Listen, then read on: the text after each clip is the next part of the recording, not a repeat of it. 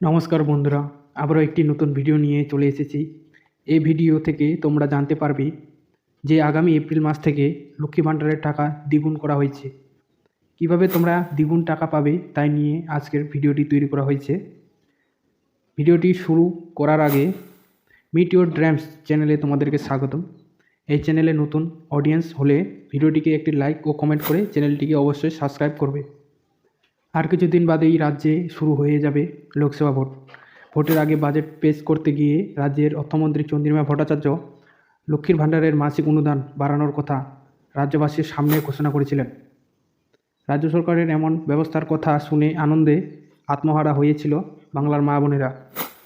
এখনও পর্যন্ত রাজ্যের প্রায় 2,15,82,000 মহিলার প্রতি মাসে লক্ষ্মী ভাণ্ডারের অনুদান পেয়ে থাকেন। এবার এই লক্ষ্মীর ভাণ্ডার সম্পর্কে আরও এক সুখবর দিয়েছেন মুখ্যমন্ত্রী। কি এই সুখবর, বিস্তারিত জানতে ভিডিওটি সম্পূর্ণ দেখুন। এই লক্ষ্মী ভাণ্ডারের তালিকায় খুব দ্রুত আরও 3 লক্ষ মহিলারা নাম অন্তর্ভুক্ত করা হবে।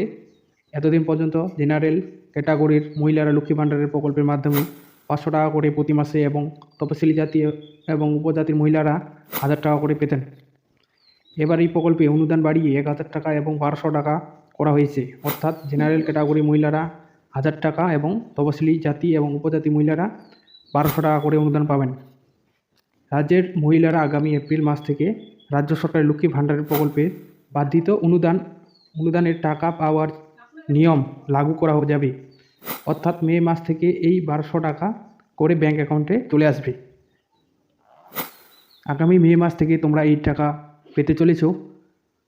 ভিডিওটি ভালো লাগলে সাবস্ক্রাইব করবে অবশ্যই।